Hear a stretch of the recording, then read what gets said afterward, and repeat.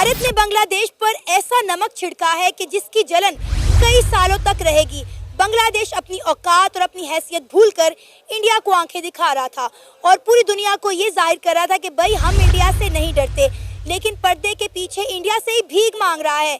जी हाँ, आप बिल्कुल ठीक सुन रहे हैं। बांग्लादेश ने भारत से 50,000 टन चावल मांग लिया है, लेकिन भारत ने बांग्लादेश को ऐसा करारा जवाब दिया है कि बांग्लादेश की 7 नस्लें याद रखेंगी। भारत ने चावल भिजवाए तो जरूर हैं, लेकिन बांग्लादेश को नहीं, बल्कि अफ्रीका के एक छोटे से शहर को।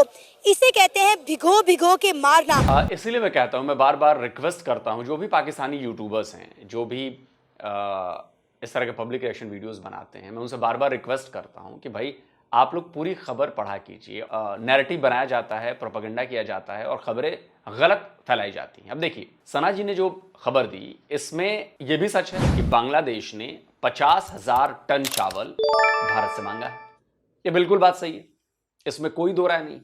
जो केयर टेकर गवर्नमेंट है या केयर टेकर एडवाइजर कह लें, मोहम्मद यूनुस, उन्होंने उनकी तरफ से बांग्लादेश की तरफ से भारत सरकार को ये रिक्वेस्ट भेजी गई कि भाई हमें चावल की कमी हो गई है, हमें 50,000 टन चावल चाहिए। ये खबर आ गई मीडिया में, बांग्लादेश की मीडिया ने भी चलाई। ये जो स्नैपशॉट लगाया मैंने, ये बांग्लादेश की मीडिया का ही है, वहीं से खबर आई। सना जी की दूसरी खबर भी सही है कि भारत ने चावल 1,000 टन एक अफ्रीकन कंट्री को भेजे हैं।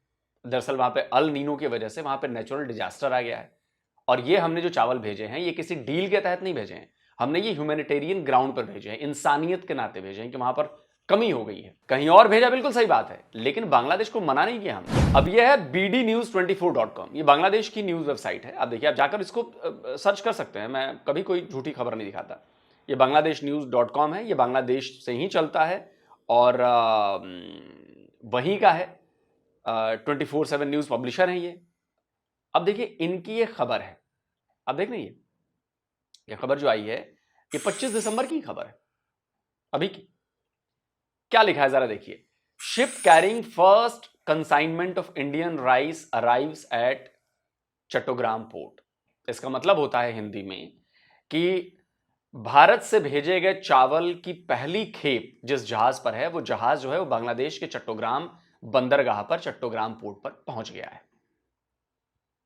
ये इंडियन न्यूज़पेपर नहीं दिखा रहा मैं, ये बांग्लादेशी न्यूज़पेपर दिखा रहा हूं,